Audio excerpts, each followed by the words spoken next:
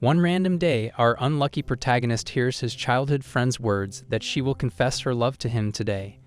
This friend who gives him cold shoulders and glares at him whenever their eyes meet. Kauta is walking to his class when his childhood friend passes by and rudely tells him that he's in her way. However, in her heart, she's too happy to see Kauta in the morning.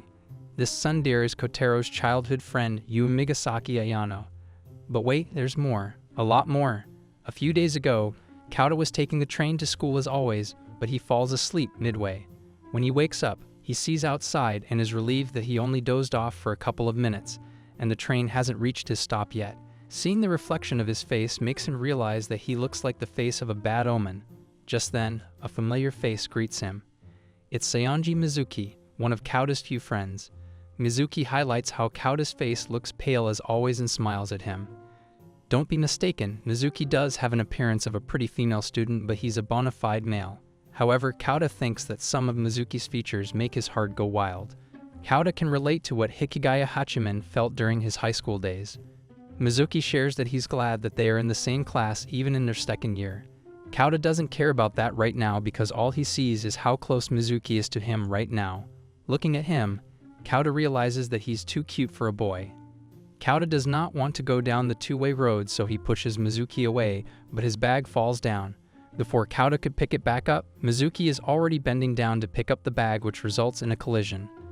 Mizuki apologizes to Kauta for bumping into him, but Kauta is now blushing, so he's trying to hide his face. Finally, their stop has arrived and Kauta can finally get out of this awkward and scary situation. Kauta and Mizuki walk to their class, and Kauta takes his seat behind Mizuki. His seat is the furthest back of the second row from the window. The second row means that he's one of the main leads of this story, whereas the other main lead will obviously get the last seat by the window as per high school manga rules state. Kauta notices the empty seat beside him and wonders why the desk hasn't been taken away since no one is assigned to it. That's when Mizuki reminds him that a new transfer student is supposed to sit there. The student was supposed to join their class from the beginning, but their transfer was delayed due to issues within their family. Mizuki reminds him that Amamiya-sensei had already told them about this. Just then, the door slides open. It's Amamiya-sensei who greets the whole class and then points out Kauta specifically. She mentions how Kauta has the face of an ill omen, and like that, our protagonist takes another L first thing in the morning. Sensei tells the class that the school has been getting more and more reports of lost items, so she wants them to take care of their stuff and not loosen up to the point where they also start losing their belongings. Sensei then shares that someone has been waiting outside all this time and calls the student inside. The pretty transfer student walks inside, and while everyone else is complimenting her looks, Kauta seems to be stumped. The girl writes her name on the board, and this name brings back memories for Kauta. Memories of some notebook and a crying girl telling Kauta that she's going home now. The new transfer student is Mizuki Ayano, Kauta's childhood friend. Sensei informs Ayano about her seat, the main character's seat in the back. As Ayano walks towards her seat, Mizuki notices Kauta acting strange. Not just strange, but bro even got up to greet her. The classmates are wondering if Kauta is blocking her way to confess. With a hesitant smile, Kauta greets Ayano saying long time no see, and in response, Ayano tells him that he's in her way. Yup, the worst she could have done is ignore him, but no, she decided to give bro a big fat L. That makes it the second L for poor Kauta. Kauta couldn't move a muscle and is trying to make sense of what just happened. Before he could confirm, Ayano asks Kauta if he's deaf and did not hear her. She tells him to move out of her way. Kauta is hurt. Kauta is humiliated. Kauta is embarrassed. But Kauta can't do anything about it, so Kauta apologizes and moves aside. Even the classmates are wondering what just happened, and they think that it's just Kauta doing his usual Kauta things. Meanwhile, Kauta wants to go to Hogwarts and get that invisibility cloak so he can disappear forever. During lunch break, Mizuki asks Kauta what was the deal with him and Ayano. Mizuki knows that Kauta isn't someone who would do something like this without a good reason. Kauta is grateful to Mizuki for understanding this and shares that he made her angry a while back, so he wanted to apologize to Ayano. Mizuki wonders how he made her angry and then looks behind towards Ayano. The intense death stare from Ayano scares Mizuki's soul. He tells Kauta that Ayano is totally throwing imaginary daggers at him, and if Kauta keeps taking damage like this, his HP will soon drain to 0. Kauta calms Mizuki down and tells him about what happened. However, Mizuki replies that he doesn't want to hear as he might also become a target. Kauta reveals that he didn't have Ayano's number or any way of contact, so he couldn't do anything about what happened until now. He hurt her with some words back in elementary school, and soon after, she transferred somewhere else. He didn't get a chance to apologize to her, and he regrets it to this day. However, he didn't expect the hatred to be rooted this deep, so now he's wondering if Ayano would forgive him if he let her punch him on his face. Kauta doesn't want to die just yet, but with how things are looking, he says his final goodbye to Mizuki as Ayano starts walking towards him. Even without looking at her, Kauta could feel the deadly stares on him. Unfortunately, the scary Ayano trips and is about to fall when Kauta grabs her arm and saves his potential killer. Kauta is relieved that he caught her in time and asks if she's okay. Ayano ignores his question and pulls her hand away. She then gives him another death stare and leaves. Even by doing some good superhero Kauta ends up taking another L. He tells Mizuki that he doesn't think he can be saved now. Mizuki feels sad over the upcoming departure of his young friend in his prime from this world. Meanwhile, Ayano runs to the roof while clenching a diary in her hand. She hugs the diary while her heart is beating much faster and her face is all red. Back in the class, Mizuki is wondering why Kauta is smiling, so Kauta explains that he has reached the final stage of depression where he can only smile to the face of the destiny that awaits him. Kauta keeps remembering the embarrassment he faced earlier, and the whole day passes without him getting a chance to have a decent conversation with her. As Kauta is heading back in the middle of the rain, he sees a fictional cute cat near him. Fictional because no way a cat enjoys the rain like this. Kauta is still looking at the cat who is about to cross the road while the signal is still green for the cars. Following the manga rule, Truck-kun appears out of nowhere to send this cat to Isekai. However, Kauta wouldn't let Truck-kun have its way. He grabs the cat in time and slides to the other side before they get hit by Truck-kun. Unfortunately, Truck-kun is growing old and losing its touch nowadays. Kauta is glad that both he and the cat are okay.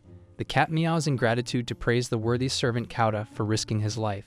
Seeing that Kauta has potential, Cat-sama decides to honor this servant with a gift, so she tries to pull his sleeve to hint him to follow her.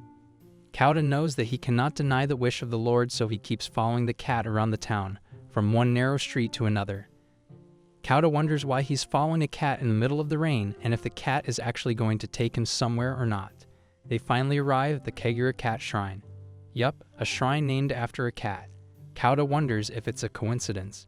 He's starting to get a bit scared now, and as he climbs up the stairs, he feels a menacing aura coming from the top. Just then, the bell rings, which scares the hell out of him. The white cat he was following is also nowhere to be seen now. He feels lonely now for being abandoned by that cat. He finally arrives on top while yelling if anyone is around. At the entrance, he sees an archway and a lady seems to be waiting for him already. The white cat is in her arms, so the lady asks her if this is the guy who saved one of the cat's 9 lives. The cat meows, so the lady, who also looks like a cat, thanks Kauta. The rain is making it harder for them to talk, so she snaps her fingers and stops the rain around them. Kauta is shocked at seeing water droplets freezing in the air. She then points toward Kauta, and he starts flowing in the air. Like a respectable host, Cat Lady throws Kauta inside the shrine so they can sit and talk like decent people. She then introduces herself as Amatsu Nekoheim no Kami, the mistress of this Kagura Cat Shrine. She tells Kauta that she will give him a reward for saving Byakura's life. However, the way she's saying it is very sus, and Kauta feels scared of whatever is about to come. She tells Kauta to ask for anything from her. Kauta tries to refuse as he only wants to go back home and count the number of L's he took today. Amatsu gets close to Kauta, and by staring into his eyes, she finds out that the only wish in Kauta's mind right now is to make peace with Ayano. Amatsu claims that she has godly powers, so she can grant him a wish like that without hearing a word from him. Like a cat, she then pokes Kauta, so he showers her with compliments and praises her till his last breath. Kauta is still trying to figure out what the deal is with this woman, but Amatsu is not proceeding without getting praise, so Kauta admits that she is awesome. Amatsu then starts searching for something, and after a couple of minutes, she brings out a chocoball-type thingy and gives it to Kauta.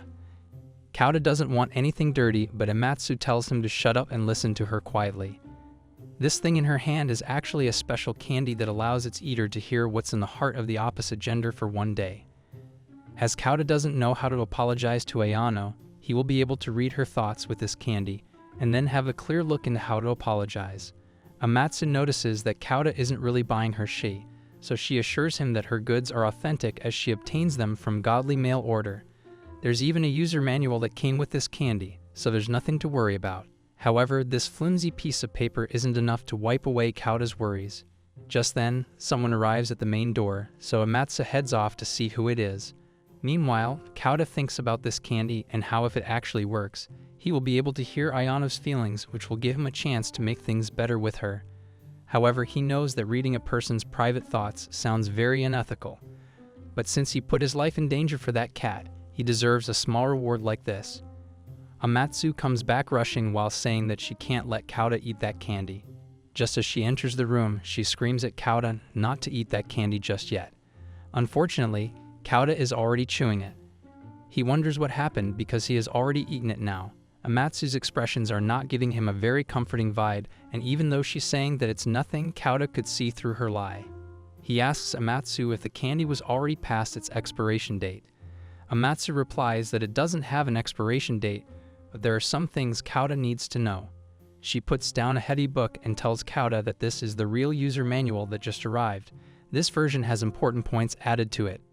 Firstly, the one who ingests that candy will have the power to read the thoughts of the opposite gender. However, there are a few things he needs to be cautious of. Amatsu gets honest and shares that there are a lot of things to be cautious of, but she will only read the important parts for now. Note number 1 is that if the consumer, who is Kauta in this case, receives a confession of love, he will die. Amatsu moves on to note number 2 without even giving Kauta a chance to absorb this massive plot twist. Amatsu asks him to please shut up and listen to the end.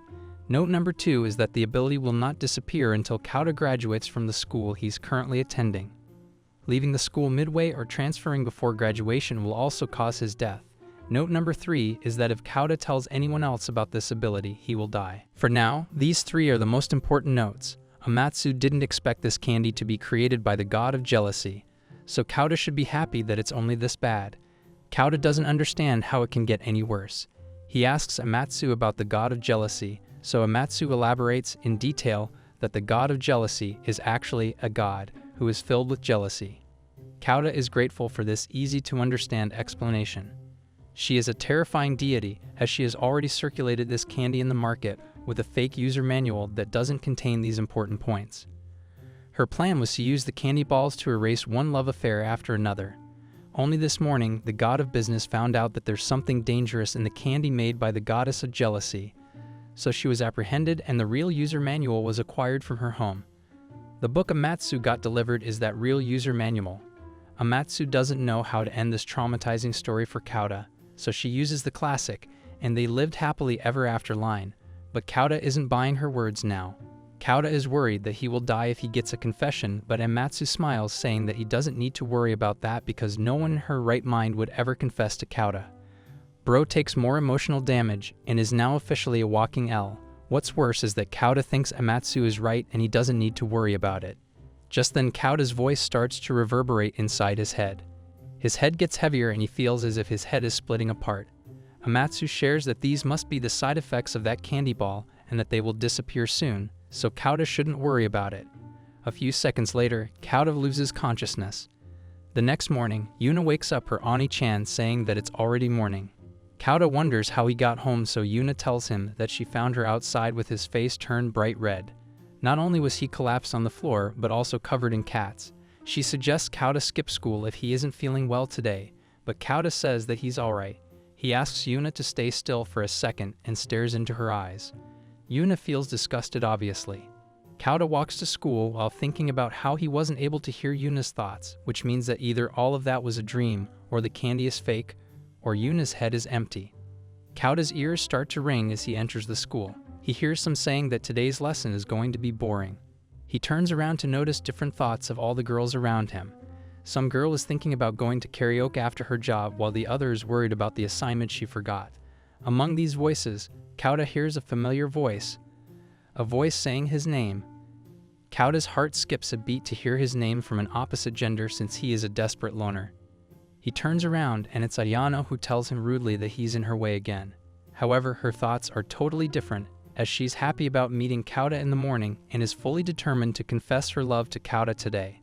He is sure that this voice belongs to Ayano. which means that she's going to confess to him. His heart starts to beat faster and his face turns red as he realizes that Ayano likes him. He's relieved that she doesn't hate him. After spending a few moments on cloud 9, he finally remembers the words of Amatsu. He remembers the first rule that if he gets confessed, he will die. Meanwhile, Ayano walks away while thinking that today, she is definitely going to confess to Kauta.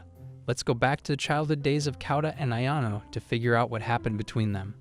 Ayano wrote a short novel and had her classmates read it. They all loved Ayano's work and praised her immense talent. That wasn't very surprising to them since Ayano is Ichika Kato Sensei's daughter. The other girl reminds her friend that her mother is already divorced, so she shouldn't talk about her in front of Ayano. Meanwhile, Kauta was also sitting in the class, so he naturally heard them talking. After school, Ayano approaches Kauta. Kauta asks why she didn't go home with her friends, but Ayano shares that she has something more important to do. That being said, she asks Q-chan if he finished reading her work. Kauta brings out the notebook that Ayano gave to him. She asks what Kauta thinks about her writing, so Kauta looks down and tells her that he feels the same as her other friends.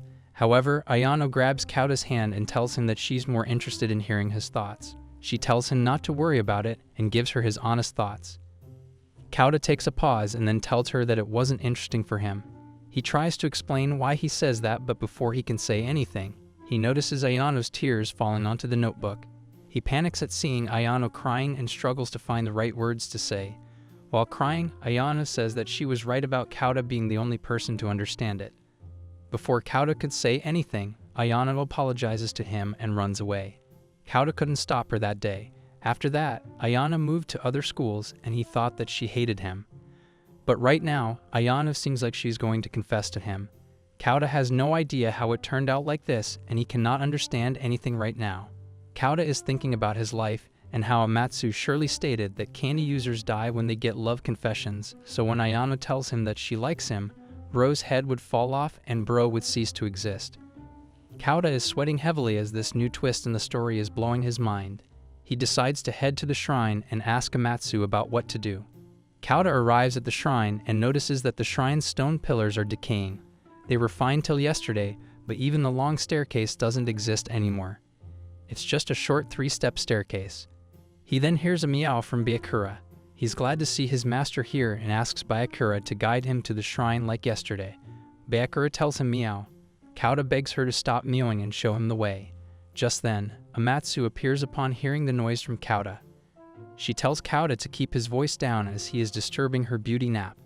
Seeing how Kauta is so happy to see her, Amatsu wonders if he has already acknowledged himself as their slave or something.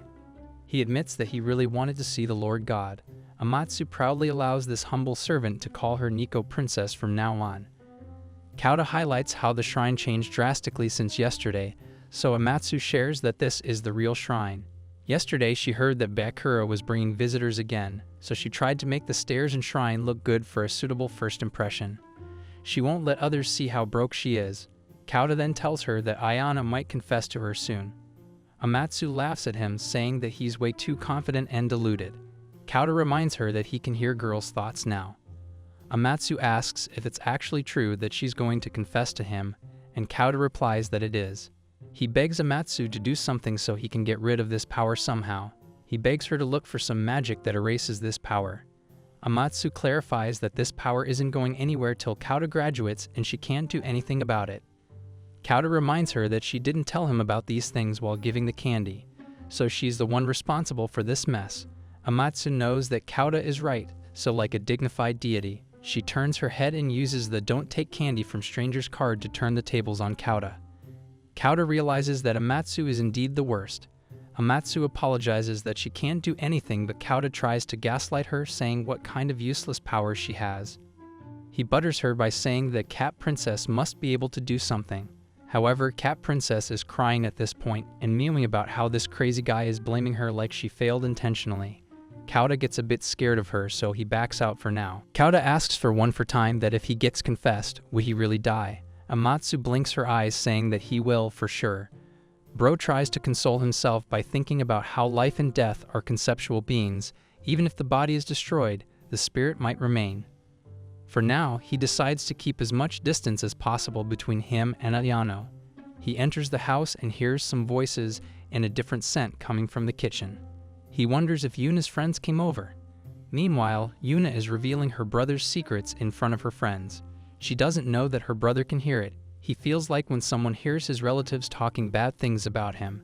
He figures out that Yuna needs to be shut up before she goes too far, so Kauta enters the kitchen, but to his surprise, the one welcoming him home along with Yuna is none other than Ayano. Kauta is confused and shocked at seeing Ayano in his house sizzling the decorative vegetables to put them beside the steak she's cooking. Kauta asks Yuna what is happening here, so Yuna informs him that she called Ayano here because she has been wanting to talk to her for a long time. She also wanted to eat Ayano's cooking, so now she's making steak for them. Kauta had just devised the perfect plan of keeping a distance from Ayano, but he bottled his plan faster than Arsenal bottled their league. He swings around and tells her that he's going to his room, but Yuna grabs his arm, asking with a sus expression whether her Oni-chan is feeling nervous. Kauta whispers that of course he is, because with Ayano here cooking the steak, his life is at stake. Just then, Kauta hears Ayano's thoughts as she is wondering if Kauta is surprised to see her come here out of nowhere. She's staring at Kauta, thinking about how he looks so mature and cool and handsome. Kauta's heart skips a beat, but now that Ayano has praised him, there's no way he can ignore her. He decides to greet her for now and see how things go. Kauta nicely greets Ayano, to which she says eh. She tells him that his face is annoying as usual, and now Kauta is wondering what he did to deserve this emotional damage. Now Ayano is thinking about how she's the worst for saying this to Kauta, even though she thinks that he's the most handsome guy in the world. She finds him so cool that every time she looks at him, something inside her body heals. Kauta is glad that Ayano was only saying these things in her mind and not out loud. Yuna extends the chopsticks towards Kauta so he can taste the steak that Ayano prepared. Kauta cannot tell Yuna that this is not the time for such things, so he simply obliges. As he puts the steak in his mouth, the amazing taste lights up his face. He praises Ayano, saying that it's delicious. Ayano immediately turns around while thinking about how Kauta finds it delicious.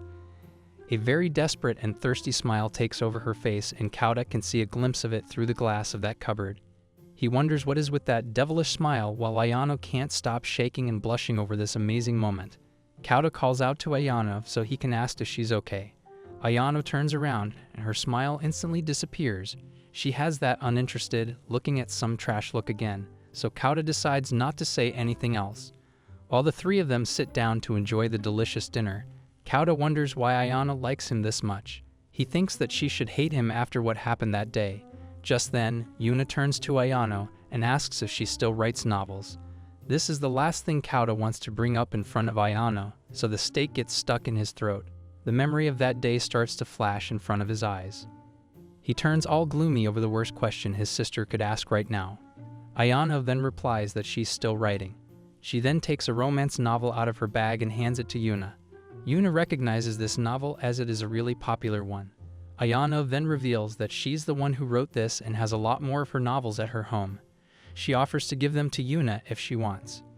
Yuna is shocked at how amazing of a writer Ayano is. She didn't expect Ayano to become a professional novelist, so Ayano tells her that it's still the only work of hers that has been published, so she doesn't know what the future has for her. Yuna shows the novel to Kauta, saying how amazing it is. Kauta takes a look at the book and notices Ayano's pen name, Yutani Takeko. He tells her that she's amazing. Kauta knows that Ayano has been writing for a long time, and seeing that her work is currently lined up in a bookstore is simply wow. He's glad that Ayano did her best, so he tells her that she's truly amazing. Just then, he remembers how he told her that her work isn't interesting. He starts to feel guilty over his mistake, but Ayano is happy to get praised by him. She then reveals that she was told to attend a talk show and autograph session by a person naked Reiko, the editor in charge. Kauta is amazed that talk shows invite newcomers as well. She adds that the talk show is in the form of dialogue with other writers. Two newcomers along with two big names will debate each other. She was chosen as one of the two newcomers. Kauta is listening intently, as it seems that there's more to it. Ayano then informs Kauta that Ichika Keidu will also attend the talk show. Ichika Keidu is a very famous novelist, and there's hardly anyone who hasn't heard her name. Her work sells really well and is widespread across the world. There are multiple dramas and movies made up on her novels. However, that Ichika Keidu abandoned her real daughter, and the name of her daughter is Ayano. He asks Ayano if her mother ever contacted him, So Ayano reveals that she hasn't ever since she left the house. She just called her and sent her an email once. Ayano is now silent, so to break this silence, Yuna states that she just remembered that Ayano's father isn't coming back from work today, so she suggests Ayano stay at their house today. Both Ayano and Kaota's heart skip a bit at this suggestion. For different reasons though, Yuna adds that it's the weekend tomorrow, so it shouldn't be a problem for her. Kaota does not want his life to end so soon, so he decides to shut his sister up. Ayano has the right to refuse and he's going to help her. He tells Yuna that she shouldn't trouble Ayano, but Yuna gives a death stare to him saying that he should shut up. Little does she know that she's going to be the reason for him shutting up forever. Ayano is confused, but seeing how Yuna is holding her hand and making a cute face, she decides to give in. Ayano replies in a light tone that she will stay just for today. Meanwhile, Kaota is worrying about his life and how his bro dignity has stopped working on his sister. While Ayano and Yuna make plans for the shower, Kaota plans to head to his room and sleep so he doesn't give any chance to Ayano to confess. Back in his room, Kaota is lying on his bed while thinking about how Ayano was in the next room to him. He would have had normal boyish thoughts if his life wasn't at stake.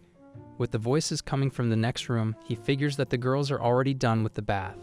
The manga artist has spared us from the bathroom panels. He wonders what Ayano did for the clothes since the plan of staying off was so sudden that Ayano didn't have her night suit with her. Kaota is finally getting some normal thoughts as his mind starts to picture Ayano in Yuna's small pajamas. Kaota decides to shake these thoughts out of his brain and show off his remote-controlled lights by turning them off. He then falls asleep. At 11 p.m., he hears some clanking sounds. The sounds wake him up from sleep and he stares towards the door. Kaota thinks that he just heard a girl's voice, but then decides that it must be something else. He falls asleep again, and after some time, his body starts to feel a bit cold. It's almost 5 in the morning now. The reason his body is feeling cold is because a ghost is standing over his soon-to-be dead body. Unfortunately, this is not a ghost, but Ayano. Kaota knows she's standing by his bed without even opening his eyes because he can hear her thoughts. Ayano is thinking about how Kaota's face looks so cute while sleeping and how he doesn't have any idea that she's looking at him. Unfortunately, he does have every idea. Ayano realizes that she should go back to her room before Yuna finds out that she's missing. However, she feels so excited and embarrassed at the same time.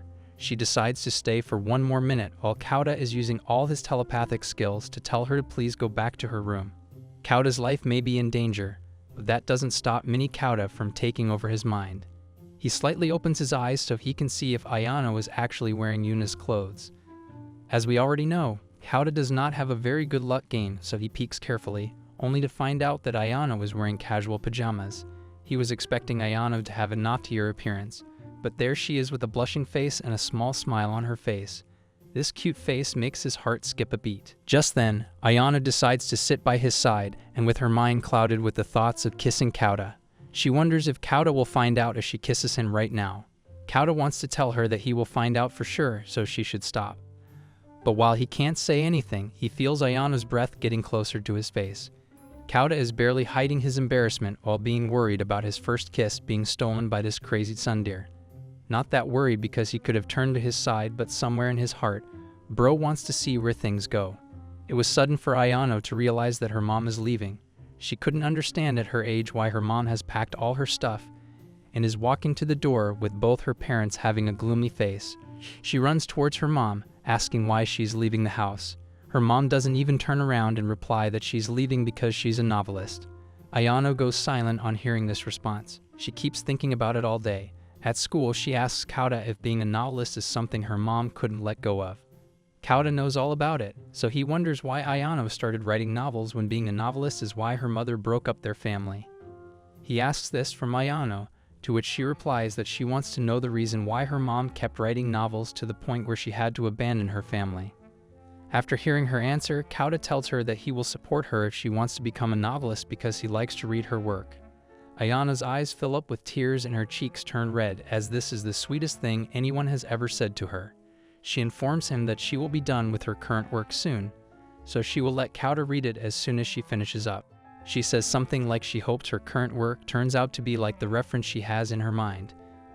Kaota doesn't understand what she means.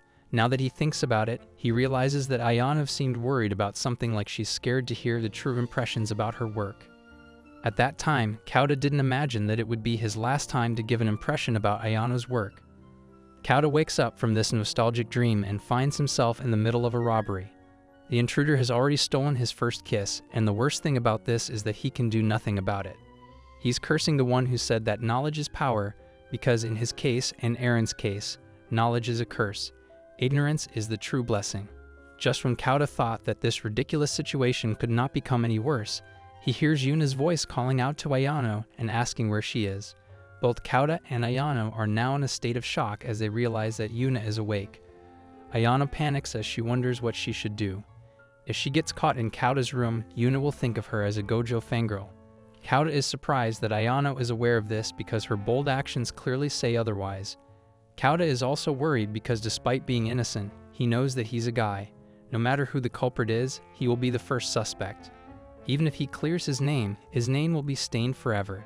He tries to use telepathy again to tell Ayano to hide in the corner of the room, but unfortunately, he doesn't have this power. Ayano has already lost her mind and is already thinking of how low she's about to fall in Yuna's eyes. She has already accepted that she's as low as My Hero Academia's fanbase now. Kauta doesn't want her to give up, but it's too late. Yuna slams open the door and enters Kauta's room. To her surprise, Ayano is not in this room, and it's just Kauta in a blanket with that 5 a.m. morning wood bump. Instead of being relieved, Yuna is disappointed, as it would have been interesting for her if Ayano was in here. She closes the door and heads out. Meanwhile, that bump in the blanket is because Kauta and Ayano are both in there. Both are blushing heavily while Ayano is trying to make sense of this situation. Somehow, she ended up on Kauta's bed because he grabbed her arm. She wonders what kind of signal Kauta is sending to her. Now she's worried that Kauta was awake all this time. However, there's a more pressing issue in front of her. That is how close Kauta's face is to her. Kauta says Ayano's name, to which she replies yes in a loud voice. Kauta tells her to lower her voice and asks her if she walked into her room while sleepwalking. Ayano suddenly realizes that this could be an excellent excuse. Kauta adds that Yuna will misunderstand the situation if she finds out that he hid her in his blanket. Ayano pretends to be shocked while asking if this is not Yuna's room. Kauta finds her fake shock so cute, but then he realizes that he's short on time. He tells her that Yuna is most probably heading to the first floor, so this is the perfect time for her to sneak back. In freedom terms, she's heading to the ground floor. Ayano then hesitantly says Kauta's name and shares that she has something she wanted to tell him for a long time now. Kauta panics as he can see where this is going. He remembers Amatsu's words and realizes that he might soon be going to eternal sleep. He wonders what he should do. He's considering to either cover his own ears or cover the mouth of this freak in his bed. Kauta can already see police officers taking pictures of the bed where Kauta's body will be found in the hands-up pose. Meanwhile, Ayano seems fully determined to use this opportunity to confess. Kauta mentally yells while crying and sweating and maybe wetting his bed because of fear of having a girl on his bed. Ayano tells him that she's sorry for leaving without saying anything. Kauta is relieved to hear that this is not a love confession. Ayano continues that she suddenly decided to transfer schools at that time because of her father's work. She claims that even if she did have a chance to tell him, or a way to contact him, she couldn't do it, so she's sorry. Kauta hears her apology carefully and is lost for words. Ayano thinks about how she has troubled Kauta before and is now troubling him again by bringing up this old story. With a gloomy face, she thinks that Kauta will not care about her anymore. Kauta feels a sudden pain in his head out of nowhere. This is the same pain that he felt when he fell down at the shrine. Ayano is calling his name, but Kauta's headache is all over him. However, these headaches are powerless against a beautiful girl touching your face and asking with concern if everything is alright. Kauta's headache disappears and he's back to normal. He doesn't know what induced that headache and how Ayano stopped it, and he doesn't have time to think about it because Yuna grabs the blanket and unveils the R-rated stuff happening behind her back. Yuna is a smart girl, so he uses her light Yagami skills to analyze the situation. Since they are both still in their clothes, Yuna believes that despite them snuggling together, her brother didn't push her down, or they are in the middle of some foreplay. Yuna doesn't think that Ayano is bold enough to sneak into a guy's bed, just like Kauta isn't bold enough to drag someone into his bed. She believes that the only answer to this situation is that Ayano was sleepwalking and was about to be found out by her, so Kauta dragged her into his bed. Yuna is proud of herself as she has gotten every single thing about this incident wrong. She then grabs zombified Ayano and drags her out of the room. Before leaving, she tells Kauta that he's the worst, not because he did anything wrong, but because he's a guy. The door closes and everyone goes back to sleep. The next morning, Ayano is ready to leave. She apologizes for troubling them with the breakfast, but Yuna states that she will be more than happy to have her for another sleepover. Yuna, the mastermind, is more interested in Ayano's cooking, and for the time being, she has her eyes on Kauta's leftovers from last night. Ayano is also happy with the offer, as she will get an unlimited view of Kauta's sleeping face. Poor Kauta realizes that he's stuck between these mean women. He then offers to walk Ayano home. Yuna acts surprised, and while laughing at Kauta, she tells him not to get lost on his way back. Kauta has no idea what she means. Kauta and Ayano head out together, so Kauta asks her if her house is far from here. Ayano points to the house next door and reveals that this is her house. Kauta is startled, as he thought that this was a vacant house, but Ayano claims that she moved in here. She reveals that she even went home last night to bring her pajamas, but Kauta didn't hear about this. She then turns to Kauta with a smile and asks him to please take care of her from now on, as he's Mr. Next Door to her now. Like that, Kauta's cute childhood friend is now his neighbor. According to the latest news, Ayano is now a neighbor of Kauta, so this unlucky guy who will log out of this world when he gets confessed is wondering what he should do. He's getting past the denial stage and is moving towards the acceptance of his fate. For now, he decides to head to the cat shrine, as he needs to know about something. Kauta arrives at the shrine and finds Amatsu sleeping in her cuddly cat pose. Kauta calls her name, so Nikoheim-sama wakes up, notices Kauta, and hears his question about the manual book. She realizes that this guy is not more important than her sleep, so she rolls back and sleeps. Amatsu tells him that he needs to work on his typical human behavior. He can't ask her for something without giving her a treat. This is exactly why she doesn't like humans. Kauta promises to bring her cat food the next time he arrives. Amatsu is now happy, but she offers a more convenient offer to Kauta and asks him to bring her that thing she can licky-lick. Kauta has no idea what the thing is that Amatsu wants to hold in both her hands and licky-lick. He decides to figure it out later. Amatsu reveals that the updated manual has some new points. Amatsu told Kauta earlier that several parts of the manual aren't deciphered yet, and it will take some time for her to read through all of it. Amatsu then reveals the fourth precaution that Kauta needs to take. If he degrades the feelings of the opposite gender and bloats negative emotions, he will suffer from intolerable headaches. Kauta remembers the headache from last night and figures that this might be the reason for that. And of course, if the headaches continue, Kauta will die. He's getting used to hearing about him dying now. Kauta remembers when Ayano thought that Kauta wouldn't care about her anymore, and realizes that this is not just about being careful about confessions anymore. Bro thought he would survive if Ayano begins to hate him, but now he finds out that he has got the perfect anti-plot armor. He's the anti-Sukuna of this story, with everything coming back from the Heian era just to bend him over. Amatsu then informs Kauta that Ayano moved here with the hope of living peacefully and comfortably, so he shouldn't bother her a lot. Kauta wonders how Amatsu knows about this, so she reveals that she's watching his actions with this crystal ball. She can also hear his voice through this. That being said, she knows everything about the bedroom incident, and she can see Kauta when he's in the bathroom as well. Kauta is feeling ashamed as he realizes that a guy's life is really hard, especially with all the girl stalkers. Amatsu warns Kauta not to beat the meat or else she will upload it online. Kauta says goodbye to his privacy, as he will soon start to cherish the color of the sky and the texture of grass and stuff. Amatsu consoles Kauta by telling him some kind words. She tells him that he only needs to be cautious when he's alone with Ayano, which should be easy since Kauta only has one friend. Kauta can't deny him being a lonely loser, but he can see the silver lining that since there's only one subject that he needs to be careful around, he should be able to handle it. Kauta has finally gotten his motivation back, partly because of a single threat and partly because he has said goodbye to Korn. The next morning, Kauta slightly opens the door of his house to look outside and make sure that Ayano has already left. He decides to leave a bit earlier from tomorrow onwards since the graduation, so he doesn't run into Ayano. Just then, Ayano's door opens and Kauta hears her thoughts about him finally leaving for school. Turns out she has been waiting for him for a while now. Ayano rushes towards Kauta but trips on her way. She barely manages to maintain her balance and her dignity by not falling in front of him. She lets her embarrassed face turn back to normal and then swings her hair behind like a princess. She looks at Kauta and pretends that she didn't see him there. Kauta wants to call her a liar, but Bro is helpless. They both head to the school together. While Kauta and Ayano are on the train, he hears Ayano celebrating in her mind how they are finally going to school together. She feels nostalgic.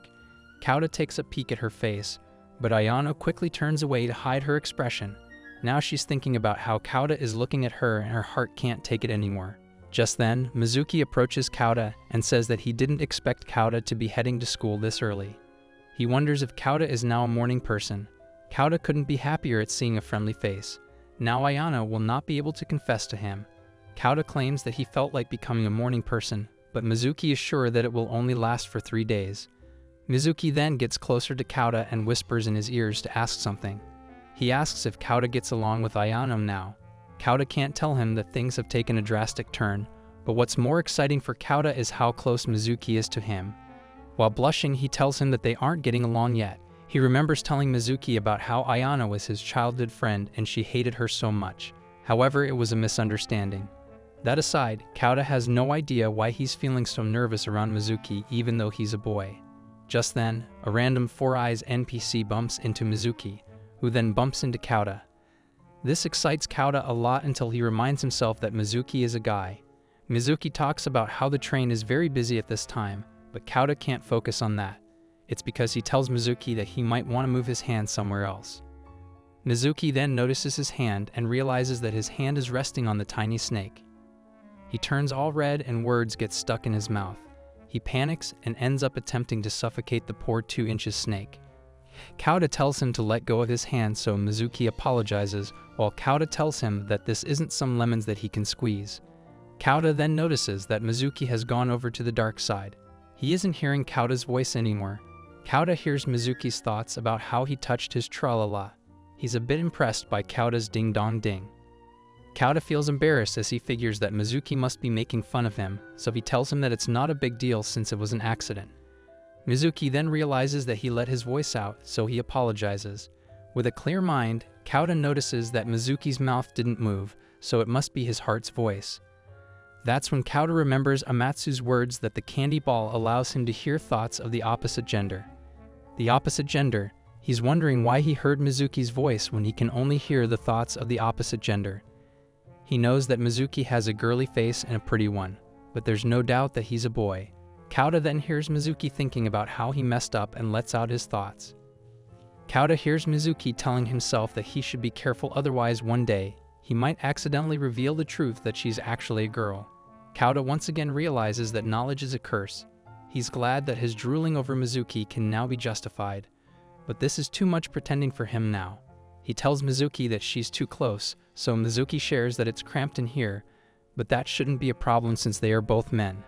Kauta can see through her blushing face and not so good lie, and while he looks at her cute face, he wonders if Amatsu can protect him now. He remembers Amatsu's words about there being just one potential danger. Unfortunately, there are 2 of his friends who are girls now.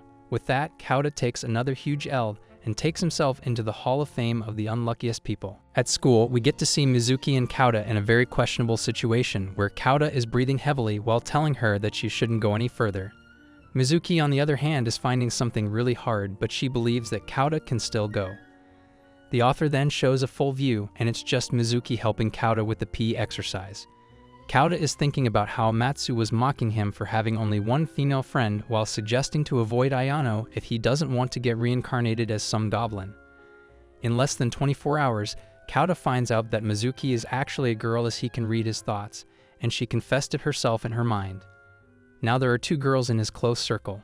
While helping him with the exercise, Mizuki is wondering if Kauta has poop in his head because even after all this time, he didn't realize that she's a girl.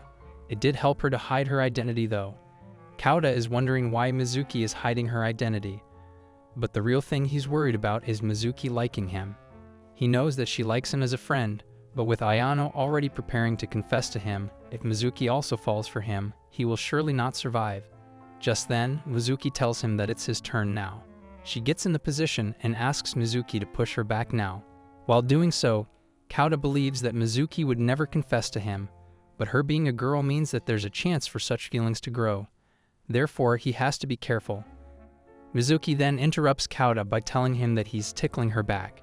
She looks back at him, and the way she says geez to him makes his heart beat way faster.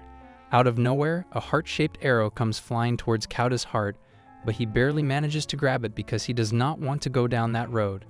Mizuki asks if there's something wrong with him, but Kauta replies that there isn't. While Mizuki is playing basketball, Kauta thinks about what he should do to avoid falling for Mizuki, as she is a frightening girl and every moment with her is dangerous. He decides that as long as Mizuki hides her gender, he will keep pretending that he doesn't know anything about it. Just then, a guy crashes into Mizuki and she falls to the ground. The guy apologizes to her and the teacher along with Kauta approaches her to see if she's alright. Mizuki tries to get right back up, pretending to be all good, but her ankle looks risky. Sensei checks her ankle and finds out that she has sprained it. She turns to Kauta and asks him to take Mizuki to the infirmary. Kauta tells Mizuki to get on his back. Mizuki's heart rate falls as she realizes that her chest will be glued to Kauta's back, and no matter how thick-headed he is, he will surely find out. But then Mizuki realizes that Kauta may be dumb enough to not find out, so she convinces herself that it's alright. Kauta wants to tell her that it's not okay at all. No matter who carries her, they will find out that she has them cushions. She should not doubt his gender. That aside, Kauta doesn't really know the feeling of those things. They arrive at the infirmary where Kauta brings Mizuki's uniform. She thanks him and then Kauta asks about her ankle. She tells him that it's better now. Mizuki is glad that Kauta didn't catch up on her secret even though he carried her here. She finds it really insensitive of him, but at least her secret is safe. Kauta hears her thoughts and wants to apologize to her because even though he carried her, he did not feel any difference from carrying a boy. He then tells her that he's going back to class. Mizuki thanks him and then Kauta leaves. Mizuki decides to change her clothes quickly, and since she's injured, she would have liked it if someone would help her change. She's obviously thinking about Kauta, but then she tells herself that she's only kidding. On his way back, Kauta finds a necktie on the ground. He picks it up and realizes that it belongs to Mizuki. He figures that he must have dropped it earlier, so he should go back and return it now. He's worried that she might be changing right now, but then he remembers the curtain around the bed that she must have closed. Kauta opens the door and tells Mizuki that he forgot her necktie. Fortunately, this time Kauta's luck finally shines on him as he opens the door and finds Mizuki shirtless. We get to see a behind view as well, so there is no confusion that Mizuki is indeed wearing nothing on her upper body. Mizuki does not know how to react. She turns red with embarrassment and starts sweating like crazy. She grabs the blanket and slides it towards herself to cover her up. Without saying a word out loud, she's panicking about how Kauta caught her. Meanwhile, Kauta is just as freaked out while Mizuki keeps thinking about how her secret is out. Kauta will now know that she's a girl. Kauta is sure that it might be small, but it definitely is the real deal. Kauta thinks about what he should do right now, wondering if he should start treating her like he does to any other girl. He can keep things calm if he pretends not to care about it. However, Mizuki then starts thinking about how she will get suspended from this school now. Kauta does not understand how this will lead to her suspension, but since she is his friend, he definitely does not want her to get suspended. He thinks about the welcome ceremony when nerdy Kauta was greeted by Mizuki, and then they walked home together while stopping at multiple stores. Those memories mean a lot to him. Even if he has seen one of the major plots of Mizuki, he decides that it's still not too late. While controlling his embarrassment as much as he can, he calls out Mizuki and praises her for having such amazing chest muscles. Mizuki goes blank for a second while Kauta wonders if pretending that he thinks Mizuki works out is good enough. Mizuki is surprised that he didn't realize and is amazed that Kauta thinks these are her chest muscles. She realizes that she's saved. She decides to play along by acting confidently like a boy. She tells him that since she's skinny, she started muscle training last week. She's glad to see that noticeable results are already starting to appear. She starts to sweat like you after seeing the maths question paper while asking Kauta if he wants to have a closer look at these muscle babies. At this point, Kauta has started to melt. She asks if he wants to feel these babies and Kauta has no idea what Mizuki is trying to do. Mizuki then throws another card.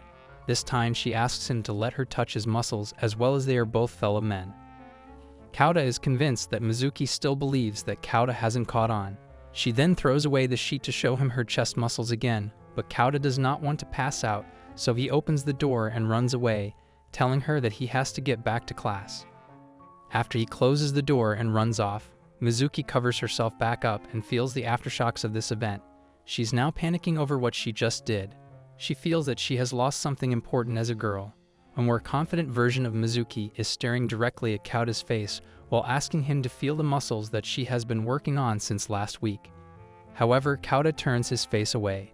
Mizuki doesn't like his refusal, so she grabs his hand and puts it in a more comfortable and softer place. Kauta is startled and he wants to tell her to stop it, but the way it feels and how Mizuki is looking at him while saying that his hand is big is too much for him. Although it's not the hand that's big, but the handstand is too small. Mizuki can't control herself anymore, so while breathing heavily, she tells him that she can't keep it inside her now. She starts confessing her feelings to him, and upon realizing that he is in the worst situation right now, Kauta screams and wakes up from this dream. Yuna rushes into the room and slams open the door. She has already equipped both her weapons, a baseball bat and an insect spray. She looks around the room but sees nothing suspicious, so she asks Kauta if there was a cockroach in here or a thief. Kauta tells her that he only had a nightmare. Yuna calms down and then thinks of a solution. She then approaches her weak and cute Oni-chan. She pats her head and tells him that there's nothing to be scared of and that Yuna-sis will protect him. Kauta asks what she's doing, so Yuna tells her that she's only comforting him with no other intention in mind. She tells him that he should just relax and accept her unconditional love. Kauta can read her thoughts, so he knows that Yuna is planning to make him happy so she can ask something from him afterward. Not a very unconditional love it is. Kauta is washing the dishes while thinking about how he doesn't want to go anywhere this weekend. He just wants to lay on his bed and relax. Just then, his phone starts ringing and it's a call from Mizuki. While sweating, Kauta answers the phone. Mizuki greets him and then asks if he has any plans for today. If he doesn't, Mizuki wants to catch up and eat hamburgers with him. Kauta is surprised for a second as he didn't expect Mizuki to contact this soon after the muscle incident from yesterday. Kauta is still a guy after all, so he can't turn down this request from a pretty girl. He agrees and they decide to meet up later in front of the store. After disconnecting the call, Kauta is now thinking about how Mizuki was able to invite him so casually. He doesn't know what he should do and is afraid that his dream might come true. He doesn't want Mizuki to develop feelings and confess to him as he is too young to go to hell. Kauta is all dressed up and waiting outside Mr. Burger. He can hear the thoughts of all those women in the crowd, and at first he feels guilty for hearing others' heart voices, but not anymore. Now he got used to it, and it's just like watching TV that has been turned on. He can choose to hear or ignore it. Before Mizuki arrives, Kauta elaborates his power to us. He has understood something about this ability, which is that it has an effective range. He can only hear the human voice within this range. If something blocks the path, it becomes harder to hear, just like a human voice harder to hear across a wall. Also, the volume varies regardless of the distance. At first, Kauta thought that it has something to do with how much a person likes him, but now he has realized that the volume is proportional to the feeling of this girl scaring the shit out of him over the concert ticket. Just then, Mizuki arrives and greets Kauta.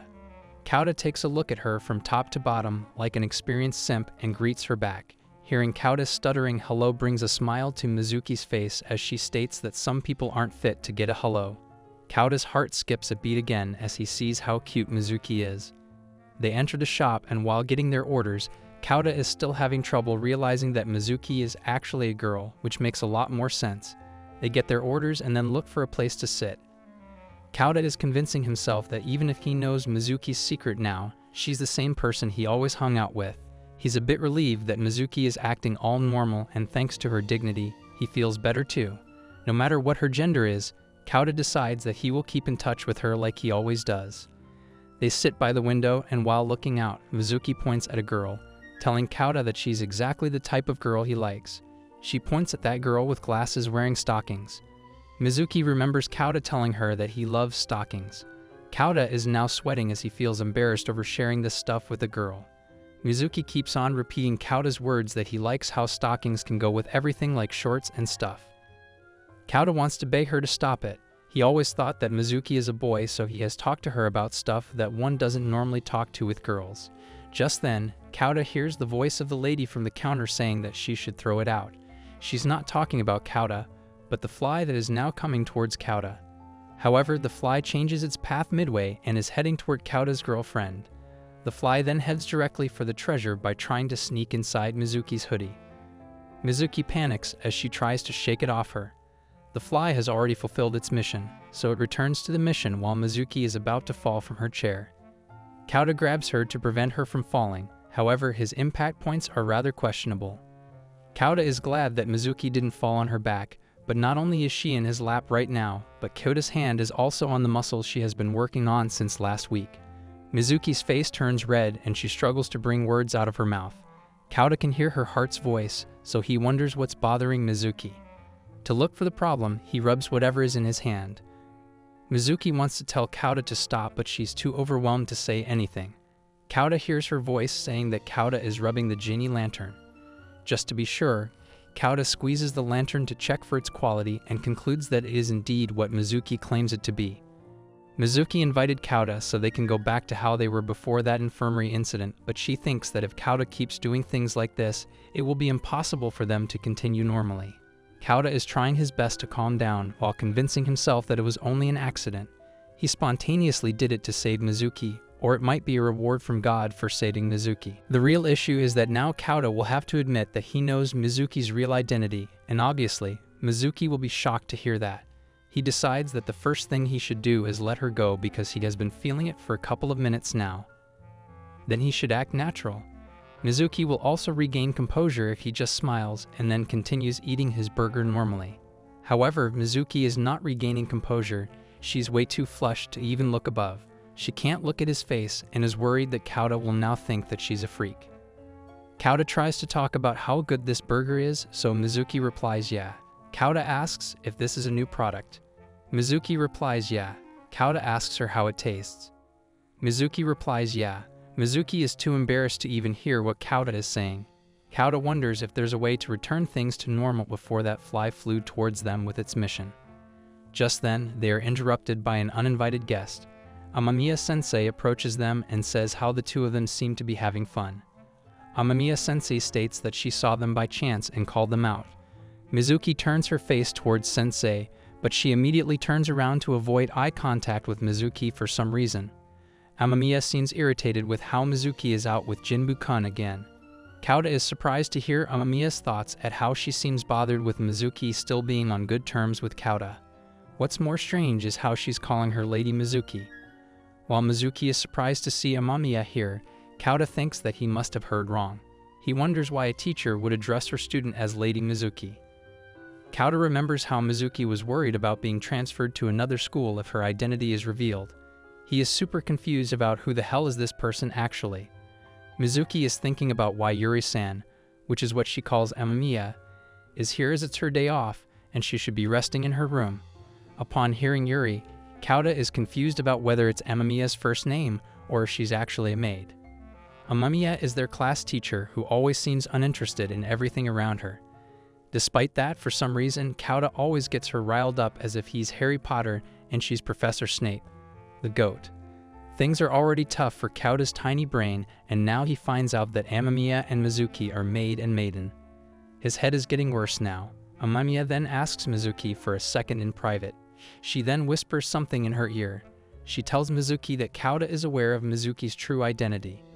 Mizuki is shocked to hear this, so she asks why Amamiya thinks so. Amamiya reveals that it's obvious from Kauta's expressions, and he clearly treats her like a woman. Mizuki is now sweating over how Kauta is already aware of her secret. Since Kauta can hear her thoughts, he realizes that Amamiya must have realized that Kauta knows the secret. Now that Mizuki thinks about it, she did notice Kauta shaking when he hugged her from behind earlier. Kauta finally finds the answer to why Mizuki will be transferred through Amamiya's thoughts. She thinks about how Mizuki disguised her gender according to family tradition and attended a normal high school, but if she's exposed, she will be transferred to an all-girls school. Now that Kauta knows about her secret, Amamiya realizes that Mizuki's time here is over and she will have to attend Street Whitney's school for girls now. Kauta is shocked at hearing this new plot twist, but he still doesn't understand why Amamiya wants Mizuki to change schools so badly. Amamiya then thinks about how it is compulsory for all girls at St. Whitney to be accompanied by a maid, so she will remain by Mizuki's side at all times. Kauta can't believe that this lame reason is why Amamiya wants Mizuki to change schools too badly. He wonders if the reason why she has been harsh to Kauta all this time is because she's jealous of him being close to Mizuki all the time.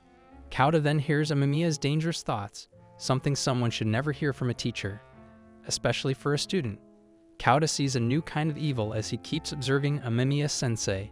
She gets close to Mizuki and smells her hair while thinking about how amazing it is for Mizuki to prefer the shampoo that Amamiya chose for her. The scent of that shampoo combined with Mizuki's own smell makes it an irresistible scent. Mizuki almost notices Amamiya sniffing her hair, but then thinks that it must be her imagination. Kauda wants to warn Mizuki to be careful around this Lebanese woman who thinks that Mizuki is her cat. Amamiya then grabs Mizuki's arm to take her to the transfer office. Kauda asks where they are heading, so Amamiya shuts him up saying that she needs to talk to Mizuki about the test from last week, and it's none of his business. Kauda is worried about Mizuki, who's thinking about how she can't say no to being transferred after her secret is revealed. She thinks about how she will never get to see Kauda again if she leaves right now. She's thinking of some way to prove to Amamiya that Kauda doesn't know who she is. She wants to convince Amamiya that it's all a misunderstanding. Kauda hears her thoughts and wonders how he should help her. He can't straight up say that I don't know Mizuki is a girl. Amamiya then asks Kauda to excuse them, while Mizuki apologizes for leaving so suddenly after calling him out here. She then says goodbye to him, but Kauda can see her smile disappearing as she knows that this is their final goodbye. Suddenly, that idea bowl over Kauda's head lights up as he realizes that there's only one way left to convince Amamiya that he's still unaware of Mizuki's identity. He asks Mizuki to wait for a second, and while hiding his embarrassment, he asks if she would like to go to the bathroom with him before leaving. He's pumped after all that drinking and needs to release some minerals, and he's sure that Mizuki feels the same. Amamiya is stunned as she can't believe that Kauda would actually invite a lady to the men's restroom. This must mean that Kauda still doesn't realize that Mizuki is a girl, which ultimately means that her excuse to transfer Mizuki to another school has disappeared. Mizuki's face lights up again as she tells Amamiya that she's going to the bathroom with Kauda. Amamiya goes blank as if she just suffered a trauma. Now then, they both enter the bathroom and Kauda realizes that he did not think this through. The problem of Amamiya has disappeared, but how do they face each other now? They take their spots like respectable men by leaving one in the middle. Mizuki pretends to do it because she can't actually use it. Kauda also only pretends because he's not relaxed enough for the flow. Kauda keeps apologizing to Mizuki in his mind for putting her in this situation.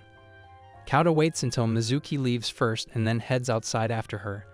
Mizuki then apologizes for leaving early even though she invited him. However, Amamiya-sensei is nowhere to be found right now. Not only her, but Amamiya's half-eaten burger is also gone. Mizuki wonders how these two are related, but Kauda seems to have an idea behind the connection of these two disappearances. Both are tired after such a big event, so Kauda suggests calling it a day. The conclusion of their day out is that Amamiya-sensei is dangerous. As they are walking to the station together, Mizuki thanks Kauda in her heart for saving her life earlier because Amamiya was totally ready to begin the transfer process. Mizuki was surprised when Kauda asked her to go to the bathroom together, but then she realized that this would clear up Amamiya's doubt of Kauda finding out the secret, so it all turned out well. However, she laughs at Kauda for not realizing yet that she's actually a girl.